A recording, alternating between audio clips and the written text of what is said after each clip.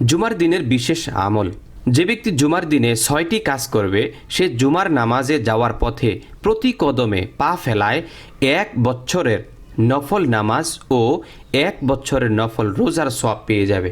সুবহানাল্লাহ। প্রিয় দর্শক, মাত্র 6টি কাজ যদি করতে পারেন জুমার দিন নামাজে যাওয়ার সময় প্রত্যেকটি কদমের বিনিময়ে আল্লাহ তাআলা 1 বছরের নফল নামাজ এবং 1 বছরের নফল রোজার সওয়াব পেয়ে যাবেন। সুবহানাল্লাহ। প্রিয় দর্শক, এই 6টি কাজ কি? 6টি কাজ হলো: 1.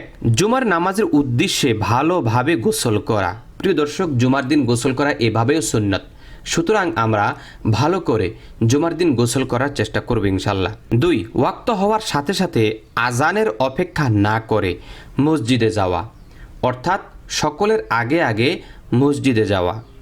3. পায়ে হেঁটে মসজিদে যাওয়া। 4. ইমাম সাহেবের নিকট বসা, অর্থাৎ